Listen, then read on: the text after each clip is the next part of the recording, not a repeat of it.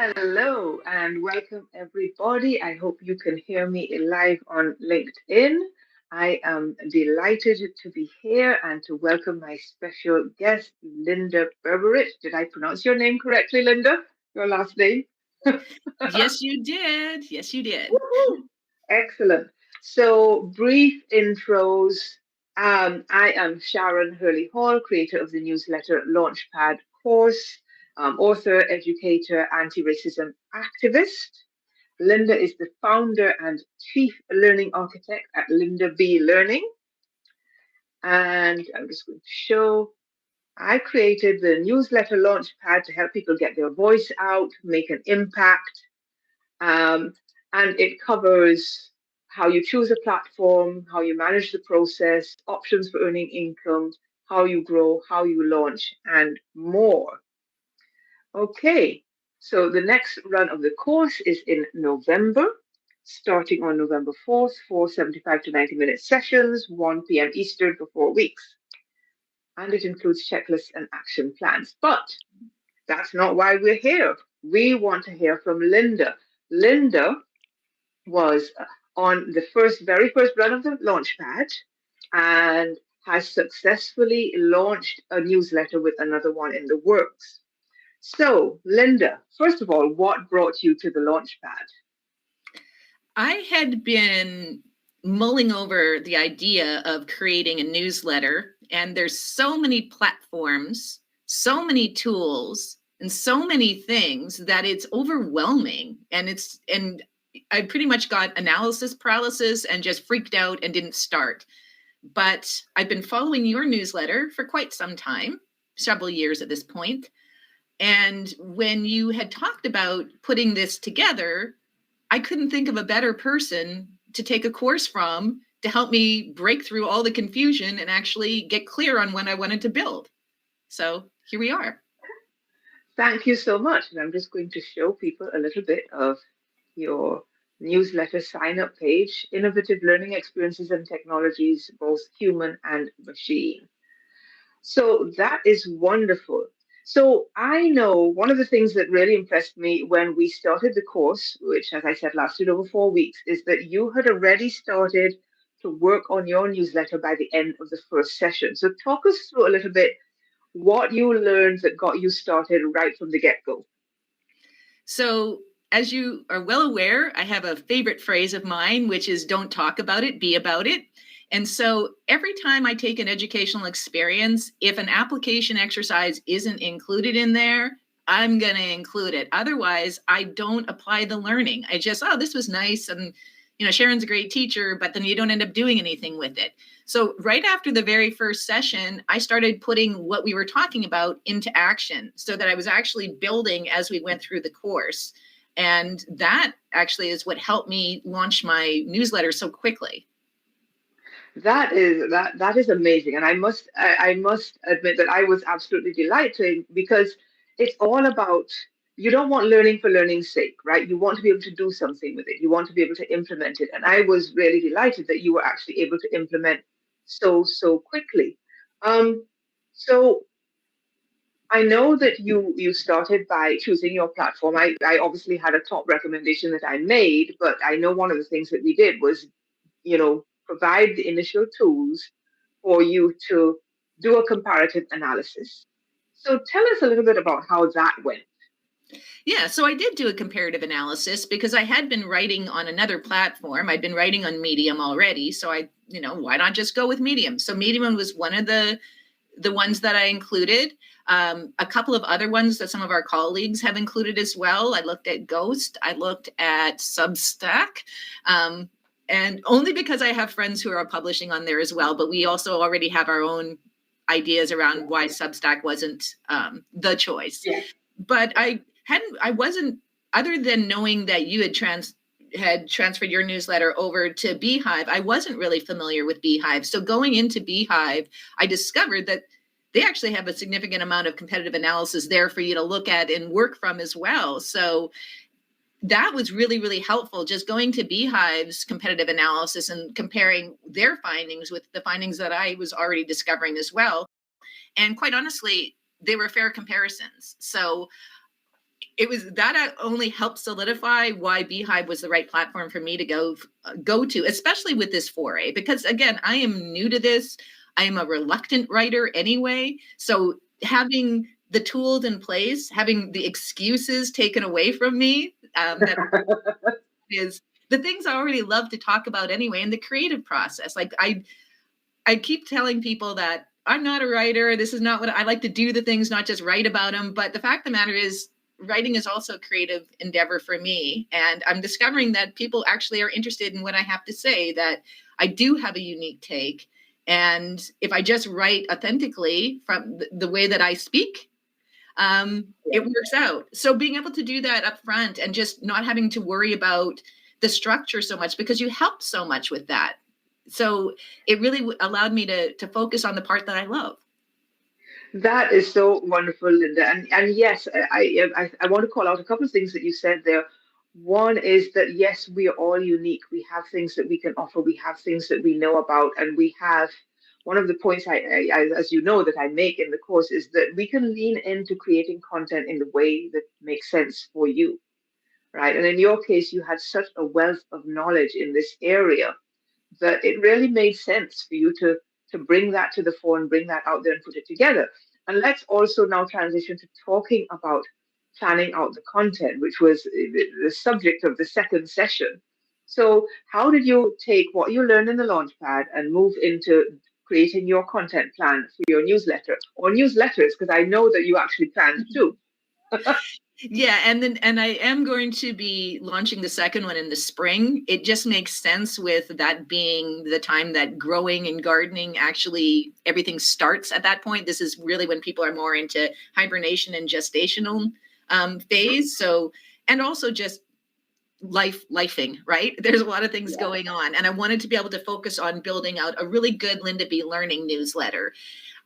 And so, yeah, the content section helped me to think about how would I structure a newsletter? What is the specific ways that I would do it? And it brought me back to when I was younger, when I was a child, and I did a ton of creative writing. So you gave us some general guidelines that I was able to connect with learnings I had from my past and be able to basically create a structure for myself that was repeatable for each newsletter. Not identically repeatable, because I wanted to have a little bit of variation in there, but enough that the content for each newsletter was cohesive, it was timely, and of course, having you to be able to review right before I go live was super helpful. Just reluctant to take off those training wheels, but just making sure that there's is there a better way to structure this for this particular one, just as we go. So, but for the most part, yeah, there's a planned structure to each of my newsletters that I learned from the course and adapted to fit the content that I'm interested in writing about, and apparently people are interested in reading about. So, and yes, I think that is a really important point because, as you'll know, one of my things is I like to provide scaffolding that is adaptable to people's needs, right? I don't believe in best practices that I often ask best for whom, right? Right. And you have a phrase, if you'd like to remind us of what you say instead of best practices that I thought was so good for the approach. It's proven practices. And so, yeah, I 100% agree with you with best practices for who. And it's funny that you say that, because that's what I'd always said when someone says, well, best practices, what that generally means is how I did it because I'm the best, which is really kind of really, it's just like, Yeah. And so one of the things that I know that I did was I said, well, here's how I did it. Here's why it worked for me. But here are some other things to consider that might also work for you. I was having a conversation with someone only this morning. I said, well, if I can use these practices to build an anti-racism newsletter, it's going to work even better for you in your niche, because we know that that kind of content can get suppressed in all sorts of ways and doesn't necessarily have the same popularity in terms of some of the things that are available. But still, 5,500 readers can't be wrong, right? Well, and the thing is, too, you mentioned scaffolding. Scaffolding is a proven practice in learning. It works regardless of what kind of a learning experience you're trying to build. Scaffolding is an example of a proven practice. Absolutely, absolutely. Okay, so Let's move on. The third thing that we talked about was monetization. I know that that's not something that you have implemented, or well, maybe you've started to implement a little bit in your newsletter. So talk to me about the decisions that you made as a result of that course in relation to monetization and why you made those decisions.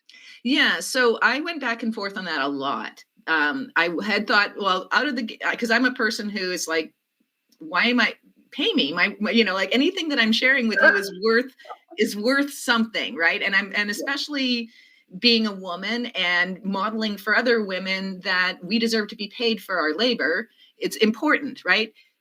At the absolutely. same time, I also recognize that I didn't have a subscriber base. Like I am not Sharon. I have not acquired these masses of followers yet. So I wanted to give people the opportunity to get to know me. And that's Mhm. why I felt okay. So I'm still in the place where I want to work with you to plan the strategy of the transition from going from a free newsletter to a paid newsletter. I've got lots of Absolutely. friends who've done, who just out of the gate had different tiers. And I understand the Yeah. rationale, but for me, because I'm starting from ground zero, no subscribers, I wanted to build my subscriber base first and then talk to them about what they would feel is content worth paying for and getting to really understand who my audience is. Because I have a feeling of who my audience is, but that feeling may change. And that's the thing is that until you have a larger base and you get to know who your base are, you can't really tailor content for them. And for me personally, I can't feel justified in charging for that yet. I definitely understand where you're coming from. And as you know, I made a slightly different decision, but I made that decision based on coming over from Medium with an existing audience as well and some advice that I had. Welcome, Kevin. Welcome, anybody who's watching live. Welcome, anybody who's listening on replay. Um, I'm not seeing many comments so far, but feel free to keep them coming. I will definitely check the chat before we are out. Um, so yes, I think that is an important point. And again, we come back to that concept of scaffolding. The choices that I make may not be the right choices for you, but my aim with a launchpad was to say, okay, here's a foundation which you can use to customize what's right for you. Mm-hmm. Here are the Lego blocks. Then you build the thing that gives you joy, that makes you want to get up in the morning, that makes you want to create, right? Okay, so I have made a couple of changes since we did it live, but I do want to talk a little bit about some of the growth strategies that we talked about. And I know you're saying, okay, let's move on, let's talk about those in more detail. But is there anything that stood out to you from that final section? The growth pieces at first were a little intimidating because starting from ground zero. And also, quite honestly, just my own self consciousness about being a writer. Like, I am not Sharon. I am not a professional writer. I am just this learning person, techie person, geeky person who does things and then likes to, people tell me I'm a good writer. I've always done well in English classes. I used to write a lot more when I was younger, but as an adult, I mean, most of the writing I did was for other purposes. Like even the books that I have published, those were because I wrote it for a master's thesis or I wrote it for a company that I was working for. So to not have that, to be writing for the sake of writing and then trying to grow that, that's still something that I'm learning. So that's why for the growth piece, I'm going to have to go back and revisit. Like it's just when you're starting from scratch, it's a lot, even though which sounds hilarious because the session, I mean, your Launchpad is not a huge, over months offering. It's a short offering, but Yeah. it's so value packed that you do have to take it piece by piece by piece. So mine was just initiate and launch and then revisit growth as you start getting your editions out there. And also because I made the choice to do a monthly newsletter. I know people publish much more frequently than I do.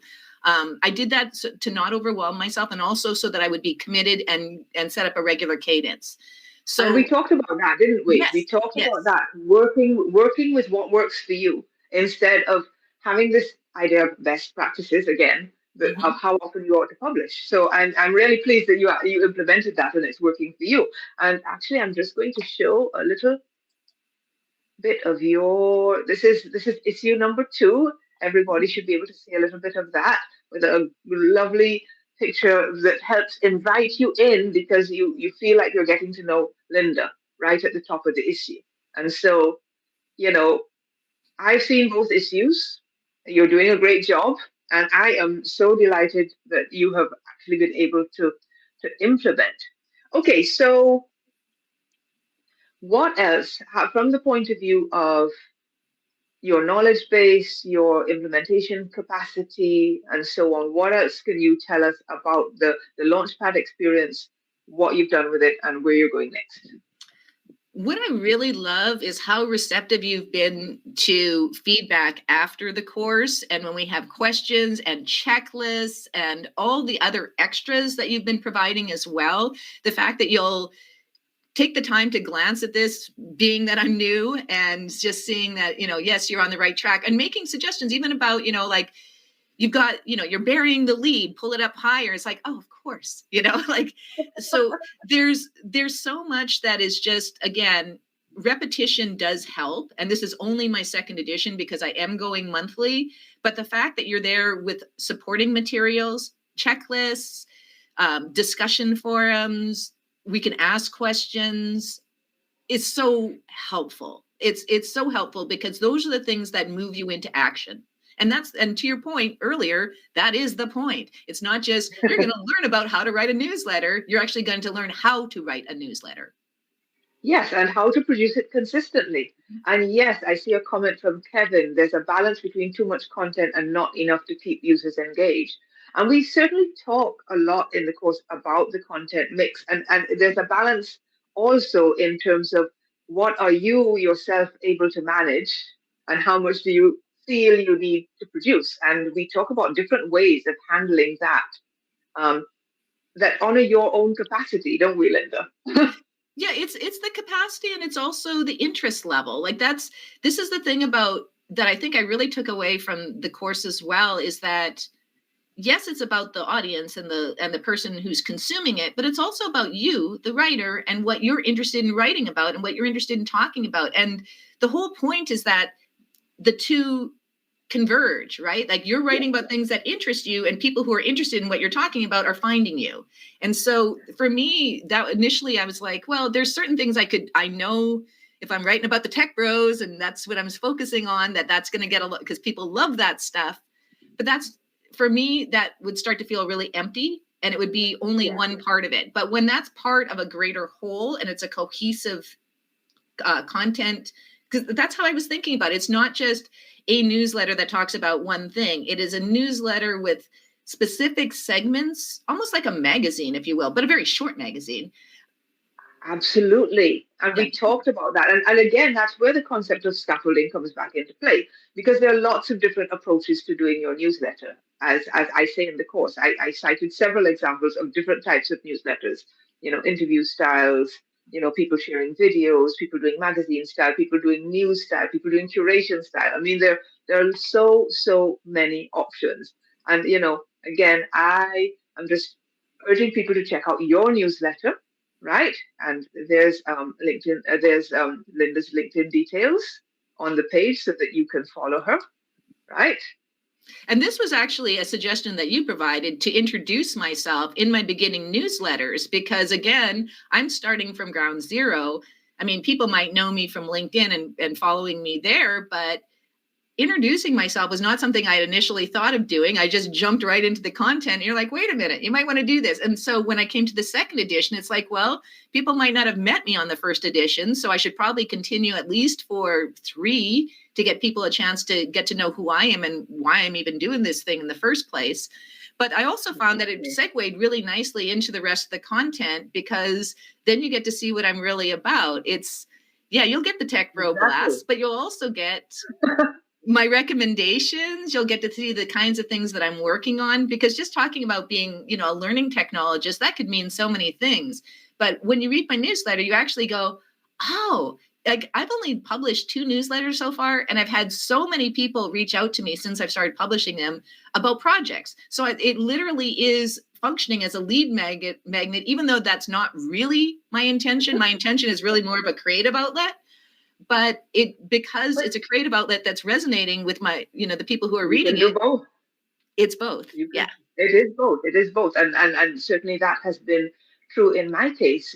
So many opportunities have come about from a newsletter that started with me just venting about racism, right? And and why not? I think it's so important to presence the fact that your newsletter is a way of putting yourself out into the world and reaching the people that you want to reach with your particular take on things. And you are unique. We're all unique. So, yes, there might be 1,000 other newsletters out there. There might even be a couple of hundred newsletters in your niche.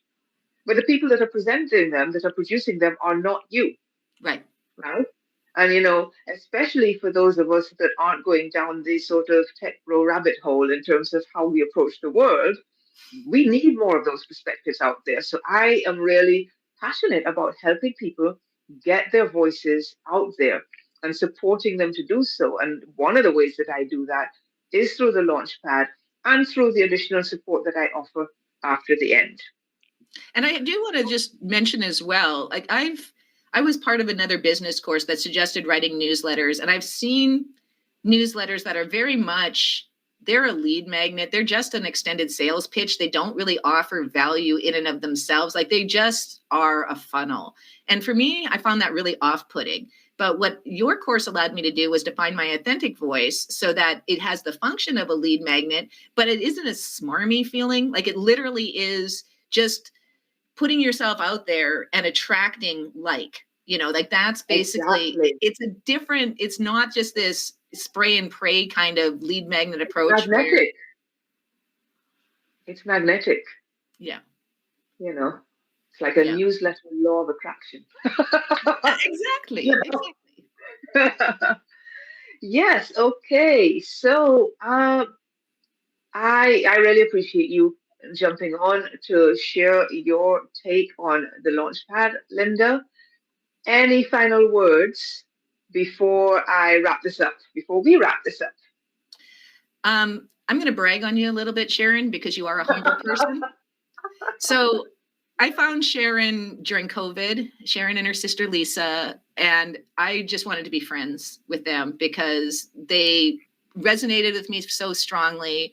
I knew I could learn a lot from them. And so when you put out the opportunity to participate in a learning experience with you, my little heart from 4 years ago was going, yes, I get to learn from Sharon.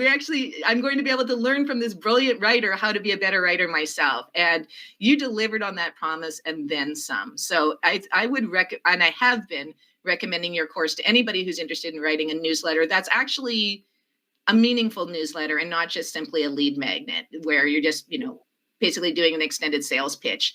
You really are so good at helping people find their voice. You're really so good at supporting people, giving people options, and you're a phenomenal teacher. And this is coming from someone who's a learning expert. You are like one of the best teachers that I've had the opportunity to learn from. So thank you. Thank you, Linda. That means the world to me. I really want to help more people that are community minded and who want to make the world a better place and get their voice out there. This is a great way to do it. And so, yeah, I'm excited to work with people. I now offer a one-to-one version of the Launchpad as well. So that's a new way that I'm doing it, so that we can really dig down into your specific issues on your specific newsletter. And yeah, so I'm very excited. So thanks again, Linda. Please, everyone, follow Linda on LinkedIn. Subscribe to her newsletter. It is amazing. It is awesome. Look out for her other newsletter that is coming in January. Um, Thanks, Jen. I see Jen agreeing that I'm a good teacher. Thank you so much. It has been really a delight and a pleasure and an honor to help you bring your voice to the world. And I really look forward to seeing where you go with it. All right. Thanks, Thanks to thanks so everybody much. who tuned in live. Thanks to everyone who's watching on replay. And we're out.